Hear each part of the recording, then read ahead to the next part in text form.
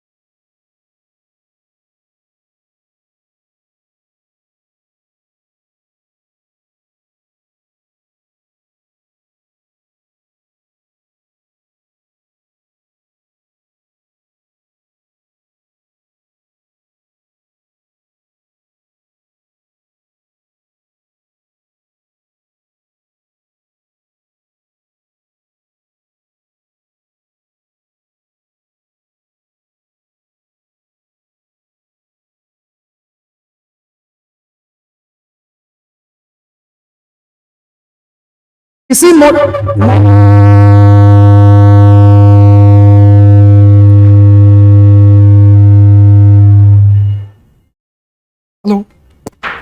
Hello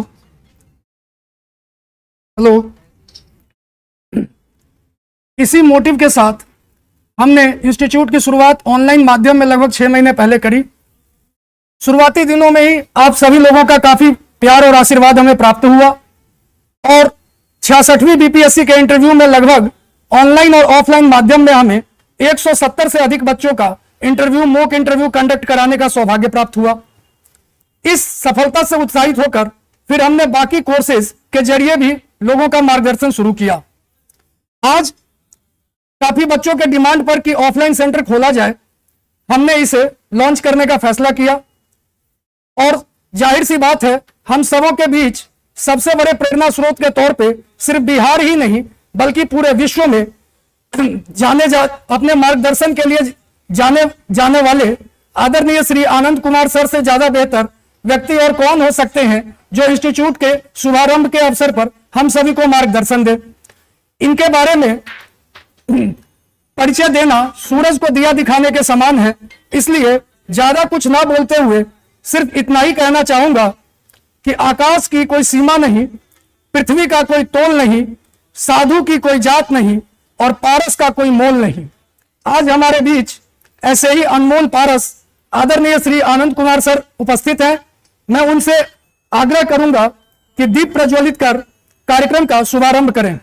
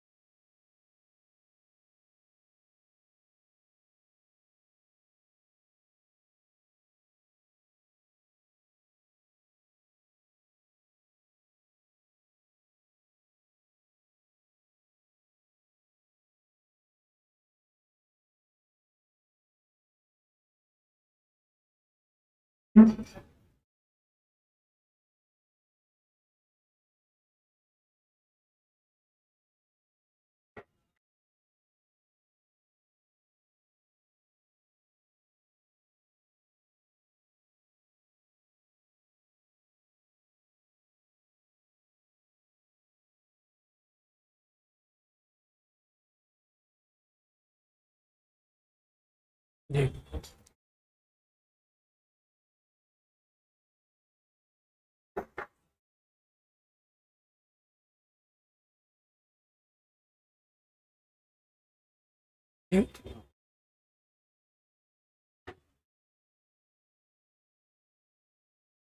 बैठिए थोड़ी देर फिर हम लोग जी। तो कार्यक्रम के शुरुआत में अब मैं अपने संस्थापक महोदय श्री धनंजय कुमार सर से आग्रह करता हूं कि वो इंस्टीट्यूट के स्थापना के पीछे उद्देश्य और आगे के विजन के बारे में सबों का मार्गदर्शन करेंगे। धनंजय सर।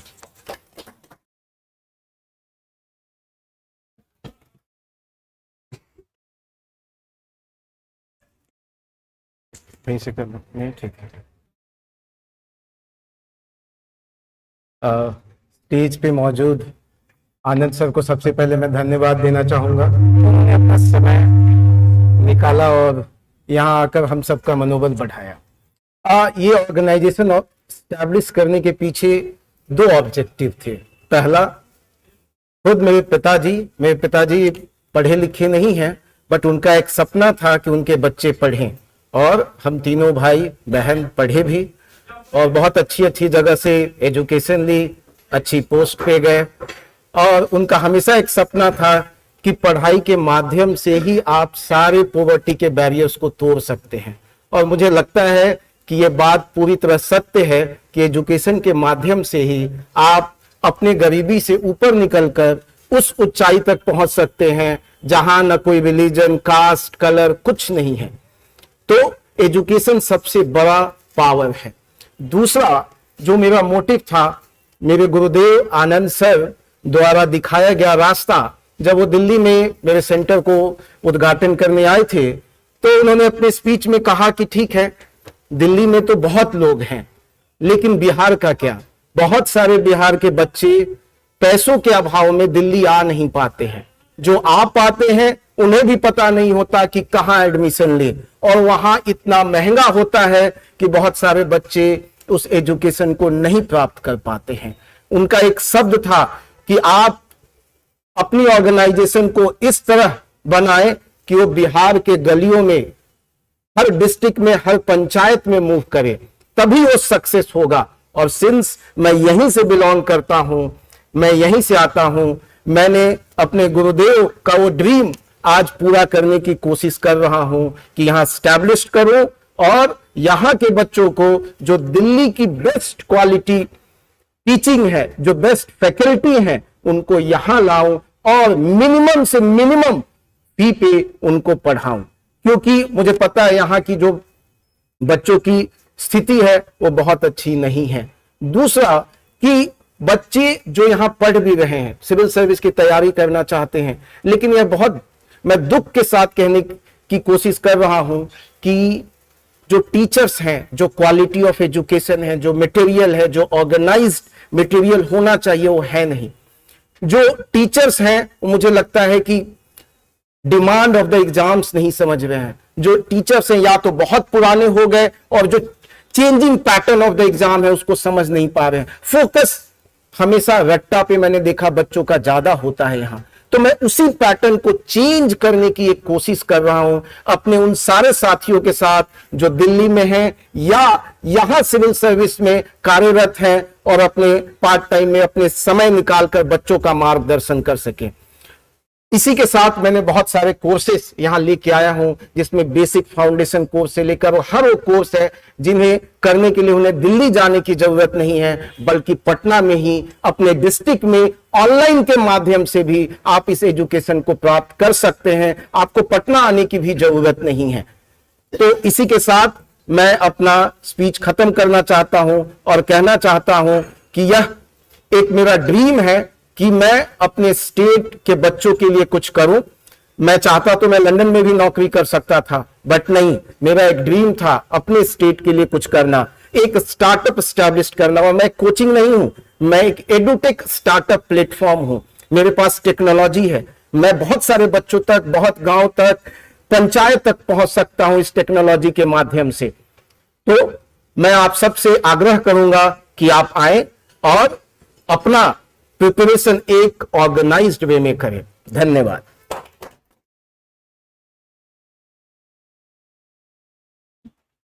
बहुत बहुत धन्यवाद सर।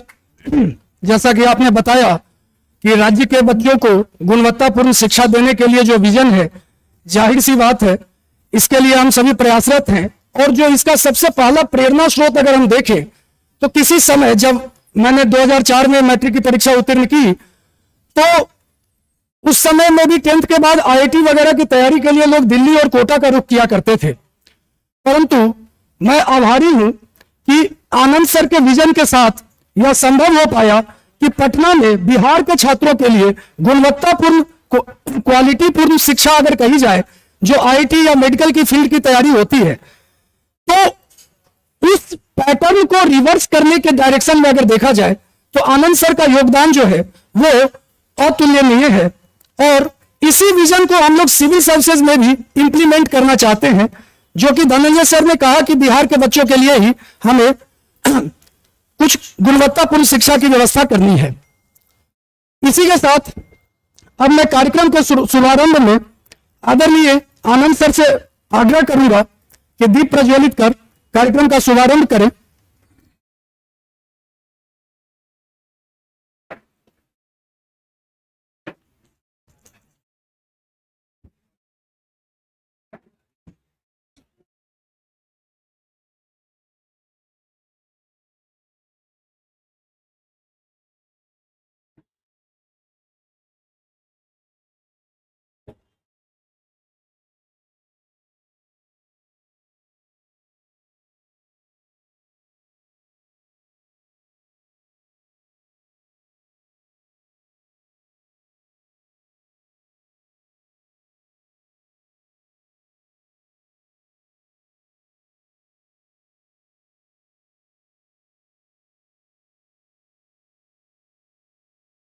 हमारे संस्थापक महोदय माननीय अतिथि को फूलों का गुलदस्ता देकर सम्मानित करेंगे।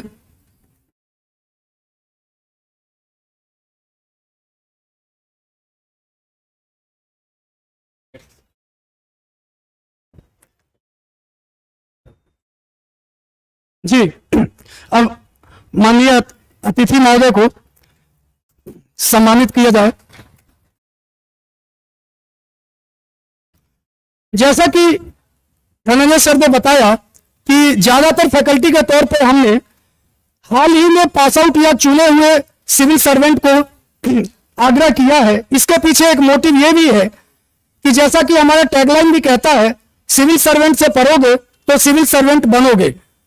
डॉक्टर हरिवंश राय बच्चन ने लिखा, पूर्व चलने के बटोही बाट की पहचान कर ले, पुस्तकों में है नहीं छापी गई इसकी कहानी, हाल इसका ज्ञात होता है न औरों की जुबानी, अनगिनत राही गए इस राह से उनका पता क्या, पर गए कुछ लोग इस पर छोड़ पैरों की निशानी, यह निशानी मूक होकर भी बहुत कुछ बोलती है, खोल इसका अर्थ पंथी, पंथ का अनुमान कर ले, पूर्व चलने के बटोही बाट की पहचान कर ले। मतलब कि जिस रास्ते पर आप चलना चाहते हैं, उस रास्ते पर जो पहले जा चुके हैं, अगर उनसे आपको मार्गदर्शन मिले तो उससे अच्छी बात कुछ हो ही नहीं सकती।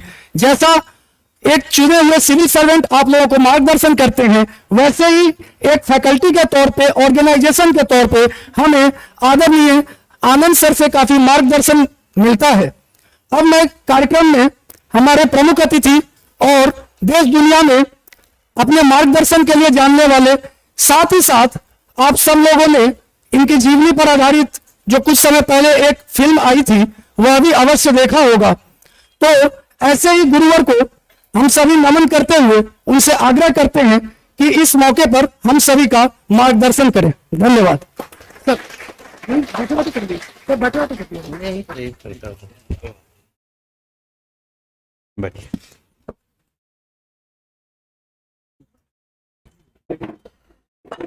मंच पर बैठे धनंजय जी के पिताजी, धनंजय जी इस संस्थान के संस्थापक, हमारे उद्घोषक और प्यारे प्यारे दोस्तों, दरअसल में आज हमारे लिए सच में एक बहुत बड़ा दिन है, इसलिए कि कोई गुरु के लिए उससे बड़ा दिन क्या हो सकता है जब उसका शिष्य इतना अच्छा काम करता हो जिसकी कल्पना कभी गुरु ने की भी नहीं। वो आज हमारे लिए दिन है और धनंजय जी इस संस्थान की शुरुआत कर रहे हैं। दरअसल में 15 साल पहले लगभग धनंजय जी हमारे पास आए और पढ़ने के लिए कहा कि सर मैं आपसे पढ़ना चाहता हूं। उनकी आर्थिक स्थिति बहुत चुनौतीपूर्ण थी, पिताजी पढ़े लिखे नहीं थे। ये एक बहुत बड़ी बात है कि वैसे घर में कि पिताजी की कोई पढ़ाई नहीं थी, फिर भी उनकी इच्छा थी, उनकी चाहत थी कि मेरा बेटा पढ़ेगा और आगे बढ़ेगा। उनके पिताजी हमेशा कहा करते थे, बेटा मन लगा के पढ़ो, हम नहीं पढ़े कोई बात नहीं, लेकिन तुम पढ़ो, हमारी अंतिम गाय, हमारी आखिरी कट्ठे जमीन भी बिक जाए कोई बात नहीं है, लेकिन बेटा तुम पढ़ो। इस भाव से धनंजय जी हमारे पास पढ़ने आए, मेहनत की और वो दिन आखिरकार आ ही गया जब धनंजय जी इंजीनियर बन गए। इंजीनियरिंग की परीक्षा पास करने के बाद इनकी इच्छा हुई कि आगे के पढ़ाई को जारी रखा जाए। बहुत लोग जीवन में ऐसा होते हैं कि एक मकाम पर पहुंच जाने के बाद शांत हो जाते हैं, खुश हो जाते हैं, लेकिन इन्होंने कहा कि नहीं सर मुझे अभी आगे पढ़ना है। और इंग्लैंड के बहुत बड़े यूनिवर्सिटी में जहां की स्कॉलरशिप के आधार पर जाना कठिन नहीं, लगभग असंभव जैसा है किसी भी एक साधारण परिवार के बच्चे के लिए, लेकिन इन्होंने परिश्रम किया, टेस्ट पर टेस्ट दिया और आखिरकार वो दिन भी आ गया जब ये लंदन पढ़ने गए।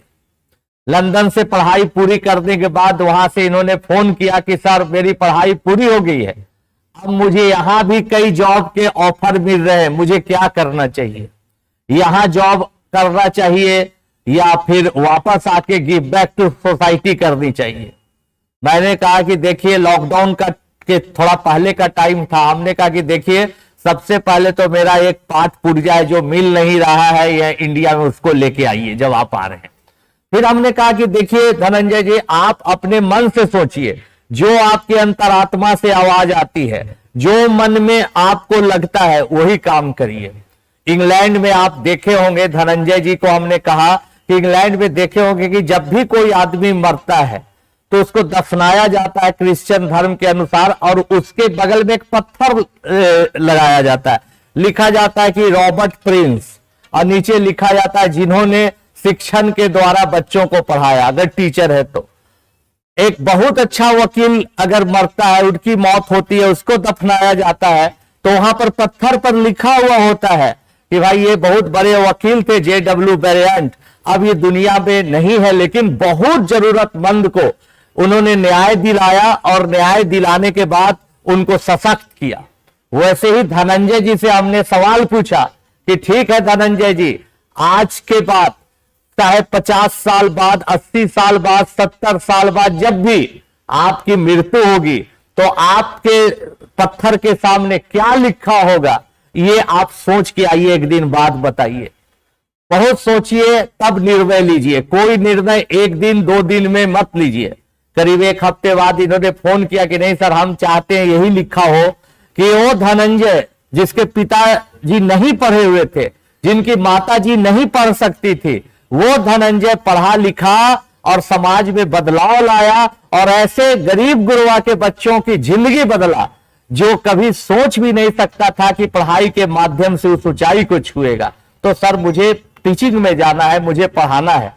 तब इन्होंने पढ़ाने का काम दिल्ली में किया। अपने बारे में इन्होंने ज्यादा नहीं बताया, मैं ही बताना चाहूंगा। तो इन्होंने एक ऑनलाइन क्लासेस की शुरुआत की। वो ऑनलाइन के क्लासेस में इतना अच्छी शुरुआत थी, इतना अच्छा चला, पता कर सकते हैं कि मुझे आश्चर्य हुआ कि इतने कम समय में इन्होंने करोड़ों रुपया ईमानदारी से कमाया भी और सैकड़ों बच्चों की जिंदगी बदली। एक बार मैं दिल्ली इनके संस्थान में गया, वहां देखा तो देख के दंग रह गया कि वहां assistant commissioner of Bhopal, commissioner, deputy commissioner of ये उड़ीसा, ऐसे ऐसे इतने लोग भरे हुए थे यूपीएससी करके, और इनके संस्थान में पढ़ा रहे थे। तो मैं और खुश हुआ। मैंने पूछा कि अब अगला धनंजय जी आपकी योजना क्या है? इन्होंने बोले सर इसी को बड़ा करना है, बड़े सारे यूनिवर्सिटी के साथ टाई अप करना, आगे बढ़ना की नहीं। एक बार फिर सोचिए कि आपके पत्थर पर क्या लिखा हुआ होगा, याद करिए। तब बोला इन्होंने कि सर आप जो बोलिए। हमने राय दिया कि देखिए, बिहार में एक जमाना था कि यूपीएससी का रिजल्ट बहुत था। दोस्तों आज जाइए, आज भी तमिलनाडु में लास्ट ईयर गया हुआ था, पता चला कि वहां के डीजीपी है वो बिहार के हैं। आंध्रा गया हुआ था, तेलंगाना गया हुआ था, वहां के चीफ सेक्रेटरी, सबसे बड़ा आईएएस का पद, वो अपने बिहार के हैं। अभी 4-5 दिन पहले भुवनेश्वर गया हुआ था, वहां पर वॉक कर रहा था एक मित्र के सामने, बोले डीजीपी साहब है यहाँ के। तो डीजीपी साहब मुझे पहचान के प्रणाम करके बोला कि मैं बिहार का हूं। 4 दिन पहले की घटना है। तो वो एक जमाना था, आज से 20 साल पहले, 15 साल पहले, 25 साल पहले, कि यूपीएससी का रिजल्ट बहुत होता था। लेकिन धीरे धीरे आईटी माहौल बना, आईटी का माहौल बना, इंफॉर्मेशन टेक्नोलॉजी हावी हुआ, टेक्नोलॉजी हावी हुआ। बिहारी ब्रेन जो कि समस्याओं से लड़ता है, समस्याओं से जूझता है, कठिन परिस्थितियों में भी, कम सुविधा में भी पत्थर का सीना तोड़ता है, धारा के विरुद्ध बहता है, हवा का रुख बदलता है। ऐसे प्रतिभाशाली लोग एकदम थोक के मात्रा में टेक्नोलॉजी में गए, जैसे धनंजय जी गए। अब इन्होंने कहा कि नहीं, बिहार में मुझे काम करना है, हमको वैसी हवा फिर बहाइए, वैसा माहौल फिर बिहार में बनाइए। और हर बड़े काम की शुरुआत बहुत छोटे स्तर से होती है, इसलिए आप छोटी शुरुआत करिए। बहुत पूंजी लगाने की जरूरत नहीं है, बहुत चमक दमक की जरूरत नहीं है, आपका काम ही प्रचार है। लेकिन एक बात जरूर याद रखिए कि जो बच्चा निर्धन परिवार का है, जिसमें मेधा है, जिसमें टैलेंट है, उसको फ्री पढ़ाइए। बोले कि सर मुझे अपने पिताजी और उनका संघर्ष हमेशा याद आता है, इसलिए इसी काम को मैं करूंगा, जरूर फ्री पढ़ाऊंगा, 10, 20, 30, 40 बच्चों को पढ़ाऊंगा। एक बच्ची है हमारी परिचित, बताना चाहेंगे, कलोधी मरांडी। अब वो कलोधी मरांडी आदिवासी समाज से है। उसके पिताजी अभी भी एक ही गमछा पहन के झारखंड में एक गांव में रहते हैं। एक बकरी, 2 बकरी चरा के परिवार एकदम झुग्गी में रहता है, झोपड़पट्टी में। वो आई हमारे पास, इंजीनियरिंग क्वालिफाई सुपर 30 में की। उसकी इच्छा थी कि आईआईटी के बाद हम या इंजीनियरिंग करने के बाद हम नहीं जाएंगे आगे, बल्कि हम यूपीएससी करेंगे। उसको पढ़ने का कोई साधन नहीं था। हमारे भाई परमो ने रिक्वेस्ट किया, जो हमारा साथ देता है, धनंजय जी से। धनंजय जी ने कहा ठीक है मैं फ्री में पढ़ाऊंगा, उसका मार्गदर्शन कर रहे हैं। तो हम ऐसे ऐसे बच्चे हमारे बिहार में पड़े हुए, गांव में पड़े हुए, जिनको कोई बताने वाला नहीं, सिखाने वाला नहीं है। दोस्तों आपको जान के आश्चर्य होगा, एक अभी कोरातो करके जापानीज दोस्त आया मेरा, वो जापानी है, वो हिंदी नहीं जानता, इंग्लिश भी बहुत कम जानता है, जापानीज बोलता है, और जापान के टोक्यो यूनिवर्सिटी से पढ़ाई पूरी करके यहाँ भारत में समाज सेवा के लिए आया। वो गया तो 3-4 लड़कों को लेकर हमारे घर आया, चारों लड़का की कोई पढ़ाई नहीं, चारों अच्छा जापानीज बोल रहा है। हम बोले भाई आप लोग कहां जापानी भाषा सीखे, जेएनयू गए या कोई कोर्स के? नहीं सर, यूट्यूब देख के सीख गए। सोचिए हमारे यहाँ बिहार में ऐसे लोग हैं जो जापानीज लिखना, पढ़ना और बोलना गया के आसपास के लोग सिर्फ बेचारे यूट्यूब से सीख लेते हैं, और जो जापानी आते हैं वहां बौद्ध गया में, उनसे बात करके, उनसे इंटरेक्ट करके अपने आप को और मजबूत बताते। तो वैसे लोगों को जो अपने से संघर्ष करके आगे बढ़ रहे हैं, समाज में कुछ मकाम हासिल कर रहे हैं, उसको ये मार्गदर्शन करेंगे तो कितनी बड़ी बात है। इसी बीच फिर एक और मौका मिला, इन्होंने कहा कि सर ऐसा करते हैं, मजाक मजाक में हम सोच रहे बीपीएससी दे दे। हम कह रहे आप कैसे बीपीएससी दे पाएगा, आपकी तो पढ़ाई छूट गई है, आप बहुत दिन से लंदन में रह गए थे। नहीं सर एक बार ट्राई करके देखते हैं कि नहीं, जब दीजिए तो आप सीरियसली दीजिए। और इनका बीपीएससी भी हो गया, आपको पता होगा। बीपीएससी की ट्रेनिंग करने के बाद कुछ दिन, 2-4-10 दिन नौकरी करने के बाद फिर हमारे पास आए, लेकिन नहीं साहब बेकार हम फंस गए, हम चाहते हैं कि कुछ बड़ा करें। हम के भाई हमारे पिताजी गुजरे थे, उस समय मुझे उनके अनुकंपा के आधार पर नौकरी मिली थी, तो कुछ जब तक छोड़िएगा नहीं तब तक आगे कैसे बढ़िएगा।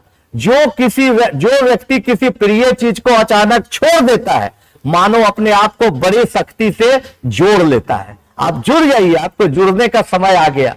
तब इन्होंने इस संस्थान के बारे में मुझे बताया और नौकरी से रिजाइन दिया, त्याग कर दिया और यहां शुरुआत किया है। हम यही कहेंगे, धनंजय जी से तो मेरी बातचीत रहती है, मेरा कॉन्सेप्ट क्लियर है कि भाई गरीब बच्चों को भी पढ़ाएंगे, जो बच्चे पैसा दे सकते पैसा भी देंगे ताकि इनकी संस्था चलती रहे, किसी से चंदा डोनेशन न लेना पड़े और ये अपना काम करते रहें। आप लोगों से भी मेरा ये कहना है कि आप लोगों इनको सहयोग करें। कोई बिहार के धरती पर अच्छा काम करता है उसको आगे बढ़ाइए। बिहार की परंपरा रही है, लोग उसको सम्मान देते हैं, उत्साह बढ़ाते हैं। लाखों में एक आध मनोविकृत लोग रहते हैं, जीवन से थके हारे लोग रहते हैं, वो लोग उसको बदनाम करना चाहते हैं, उसका पैर खींचना चाहते हैं, लेकिन वैसे 1-2 लाख में एक आध लोग मिलते हैं, उसकी परवाह धनंजय जी नहीं करेंगे। उन सब चीजों को दरकिनार करके मेहनत करेंगे और आने वाले 15 सालों में, 10 सालों में, हम 1-2 साल नहीं करते, 10 से 15 सालों में कम से कम यहां पर फिर कार्यक्रम करेंगे तो इनके पढ़ाए हुए 50-100 IAS IPS उस प्रोग्राम में जरूर होंगे, मैं ऐसा उम्मीद करता हूं। बहुत बहुत धन्यवाद, बहुत बहुत ठीक है, कोई बात नहीं।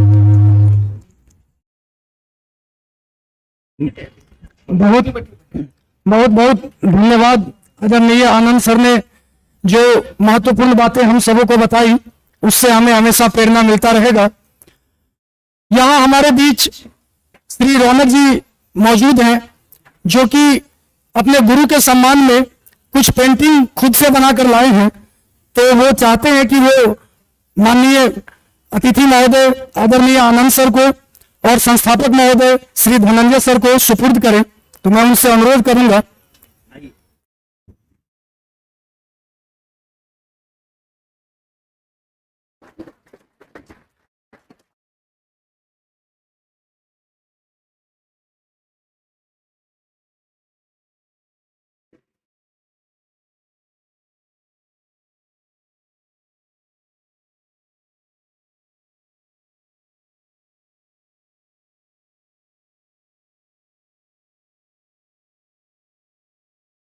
धन्यवाद ज्ञापन। जी सर।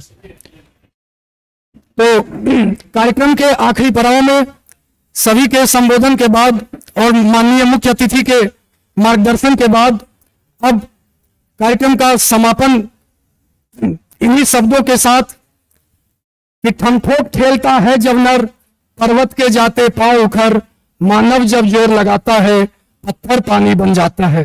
और साथ में चंद लाइनें और, सितारों के आगे जहां और भी है, अभी तेरे इम्तिहां और भी है।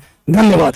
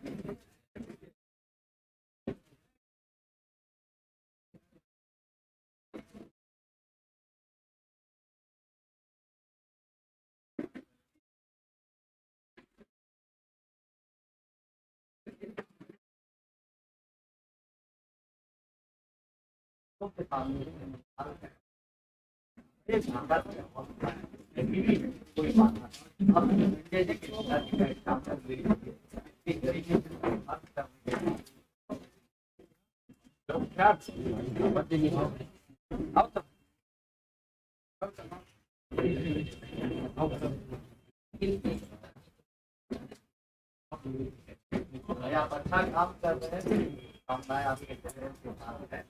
ऐसे ही लोगों को उठाते रहे, बढ़ाते रहे और हौसला बढ़ाते रहे। आप कहीं भी बहुत लोग देखते हैं, उम्मीद करते हैं कि आपके इस संदेश से लोग जरूर साथ बहुत बहुत धन्यवाद।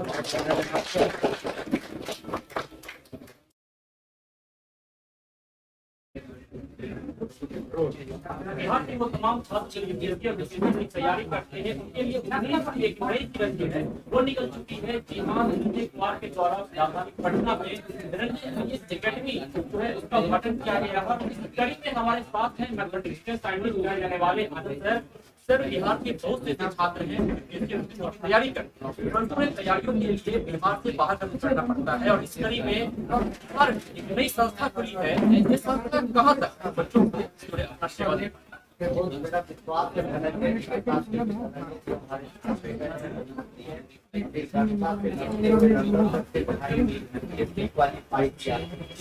का जैसा बोला कि आने वाले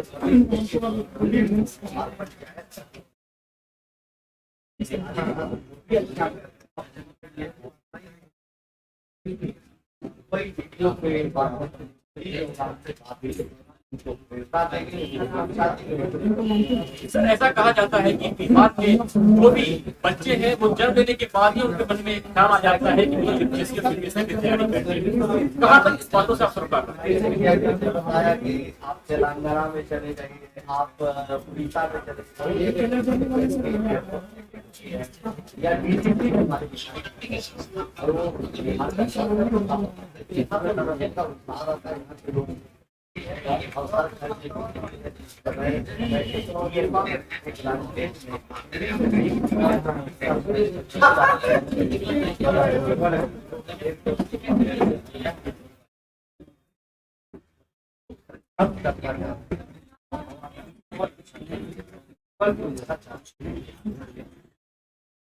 सवाल रहेगा कि बिहार में एक ऐसा पैरामीटर सेट कर दिया गया है कि यूपीएससी और यूपीएससी क्वालिफाई करने वाले ही जो है वो सक्सेस को प्राप्त करते हैं। आप इस पे अपनी विचार आप पत्रकार है, बच्चा जर्नलिस्ट कर रहे हैं, आप भी सक्सेसफुल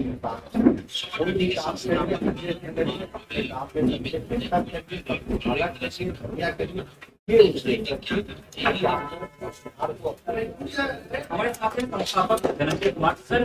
इसका उद्देश्य क्या है?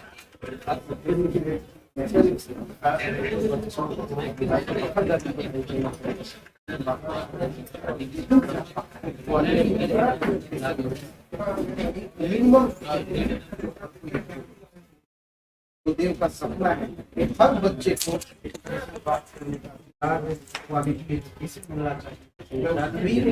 ये चाहिए। पहले से ही बिहार में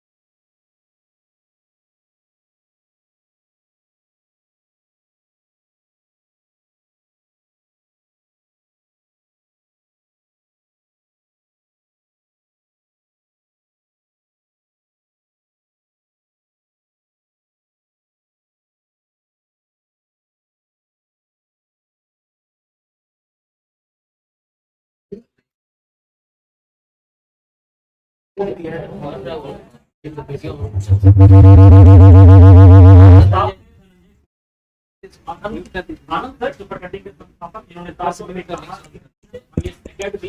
जो भी बिहार के